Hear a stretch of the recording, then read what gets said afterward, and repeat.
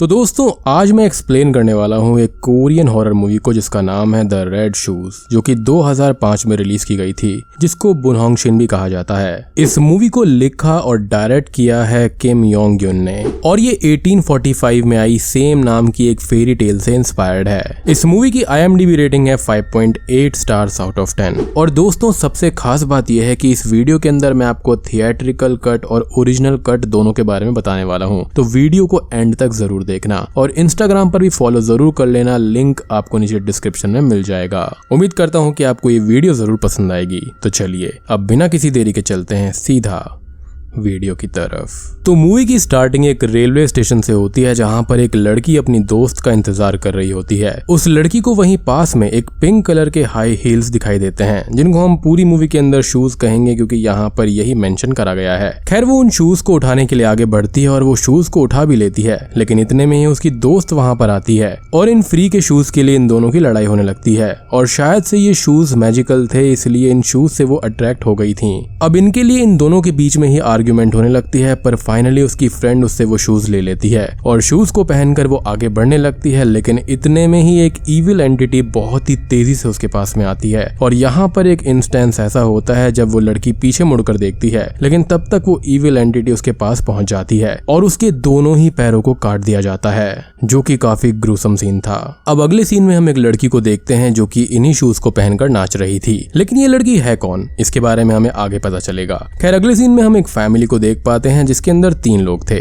पति, पत्नी और उनकी छोटी सी बच्ची। इस औरत का नाम सुंजे होता है और उस बच्ची का नाम टेसू था। यहाँ पर हमें ये पता चलता है कि इन दोनों पति पत्नी में आपस में ज्यादा बनती नहीं थी और उनके बीच में छोटी मोटी अनबन होना एक आम सी बात थी। अब एक दिन होता यह है कि सुंजे अपने काम से घर लौट रही होती है, तो वो अपने पति को किसी दूसरी औरत के साथ में देख लेती है और ये सब देखकर वो अपने हस्बैंड को छोड़ने का फैसला करती है और अपनी बेटी को लेकर वहां से एक अपार्टमेंट में शिफ्ट हो जाती है। यहाँ पर अपार्टमेंट की हालत कुछ अच्छी नहीं थी और कई लोगों के मुताबिक वहां पर एक इविल एंटिटी भी थी, जिसके कारण वहां पर हमेशा लाइट्स की प्रॉब्लम होती रहती थी और काफी डरावनी आवाजें भी आया करती थी। लेकिन सुंजे के पास में यहाँ पर ज्यादा पैसे नहीं होते, तो मजबूरन उसको वहीं पर रहना पड़ता है। अब सुंजे घर की हालत को देखते हुए उसको सुधारने की कोशिश करती है और वो एक बल्ब को ठीक कर रही थी कि तभी सडनली वो बल्ब ब्लास्ट हो जाता है, जिससे उसकी आंख में चोट लग जाती है और वो अपनी आंखों के इलाज के लिए अपनी दोस्त किम की क्लिनिक में जाती है। और यहाँ पर हमको ये पता लगता है कि सुंजे भी असल में एक डॉक्टर है और वो अपना एक क्लिनिक बनवा रही है और वो इलाज करवाकर अपने घर पर आ जाती है। अब वो स्टेशन पर बैठी हुई थी कि तभी उसे वहां पर वही पिंक कलर के शूज दिखाई देते हैं, जिनको हमने मूवी की स्टार्टिंग में देखा था और ये भी इन फ्री के शूज को देखकर काफी अट्रैक्ट हो जाती है। वो आसपास शूज के ओनर को देखती है, लेकिन वहां पर कोई भी नहीं था और मौका देखकर वो उन शूज को उठाकर अपने घर पर ले आती है। खैर अब अगले सीन में सुंजे एक चेयर पर बैठी होती है और उन शूज को ट्राई कर रही होती है और जब वो उन शूज को पहनती है तो उसको अजीब अजीब से विजन्स आने लगते हैं। वो अपने विजन्स में एक लड़की को देख पाती है जो कि इन शूज को पहनकर डांस कर रही थी और हम ये देखते हैं कि ये वही लड़की है जिसका सीन हमको शुरुआत में दिखाया गया था। और उसी विजन्स में वो एक और लड़की को भी देखती है जो ये डांस कर रही लड़की थी, उससे काफी जेलस हो रही थी और वो काफी गुस्से में भी लग रही थी। अब इन विजन्स को देखकर सुंजे को ये लगता है कि वो बहुत ही ज्यादा थकी हुई है और थकान के कारण ही उसको ये सारे विजन्स आ रहे हैं। अब हम देखते हैं कि टेसू भी इन शूज की ओर अट्रैक्ट हो गई है और वो अपनी माँ सुंजे से इन शूज को पहनने की जिद करने लगती है, पर सुंजे अपनी बेटी को धक्का देकर इन शूज को पहनने से मना कर देती है। उसके बाद में हम देखते हैं कि सुंजे टेसू को अपने स्कूल के लिए छोड़कर आती है और उसके बाद में वो अपने क्लिनिक वाली जगह पर जाती है जहां पर कंस्ट्रक्शन का काम चल रहा था।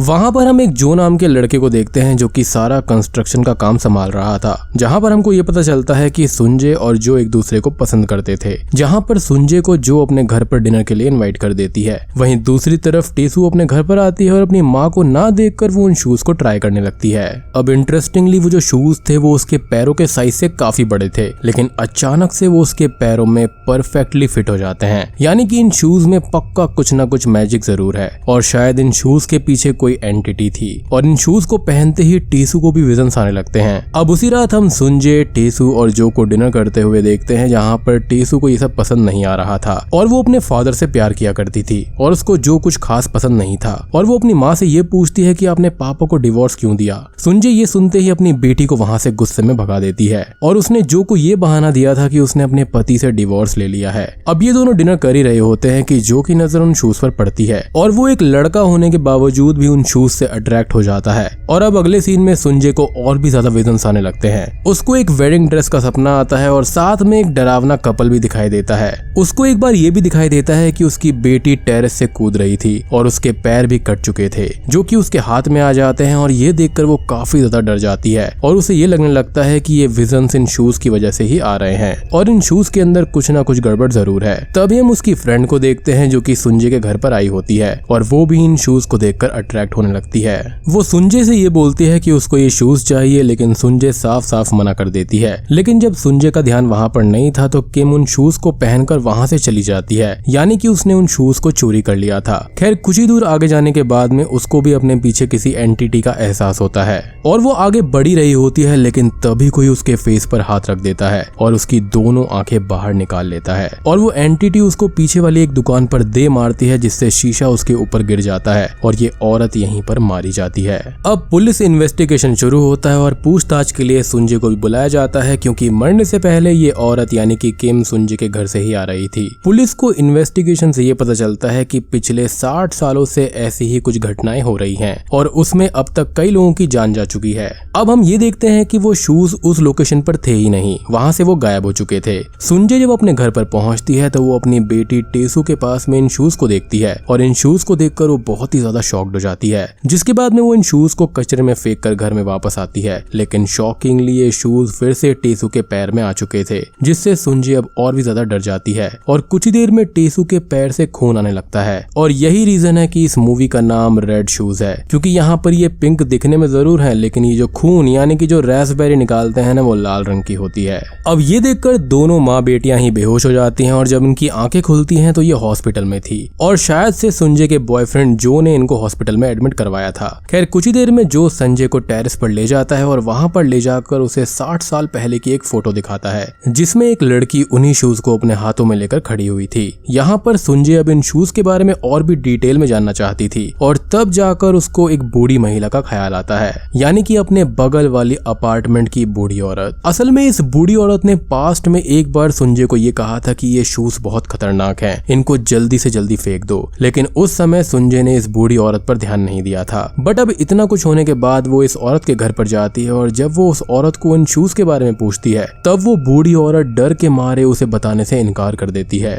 लेकिन काफी रिक्वेस्ट करने के बाद में वो औरत उन्हें सब कुछ बताने के लिए तैयार हो जाती है। ये बूढ़ी औरत ये कहती है कि जब वो यंग थी तो वो एक लड़की के घर में काम किया करती थी और असल में वो लड़की एक डांसर थी जिसका नाम ओकी था और ओकी की एक दोस्त भी थी जिसका नाम यहाँ पर केइको था। लेकिन दोस्त होने के बावजूद भी ओकी केइको से जलती थी। केइको भी असल में एक डांसर थी और सभी लोग उसे बहुत ही ज्यादा पसंद किया करते थे और यही रीजन था कि ओकी उससे बहुत ही ज्यादा जला करती थी। अब एक बार ऐसा होता है कि ओकी जिस लड़के को पसंद करती थी वो लड़का केइको को एक शू गिफ्ट करता है जो कि यही पिंक कलर वाले शूज थे और ये देखकर ओकी को और भी ज्यादा जेलसी होने लगती है। खैर अब ओकी ये करती है कि वो इस लड़के को अपने जाल में फंसाने की कोशिश करती है और इंटीमेट होने की कोशिश करती है। लेकिन जब ये दोनों करीब आ रहे होते हैं तो केइको इनको देख लेती है और वहाँ से गुस्से में जाने लगती है और वो लड़का जो था वो केइको को मनाने की कोशिश करता है और ये देखकर ओकी को और भी ज्यादा जलन होने लगती है और वो गुस्से में यहाँ पर केइको को मार देती है और जंगल में दफनाने लगती है। ओकी यहाँ पर केइको को दफनाने से पहले उसके दोनों पैरों को काट देती है और उसके पैरों में यही 2 शूज थे और वहीं पर वो ओल्ड लेडी भी थी जो कि ये सब देख लेती है।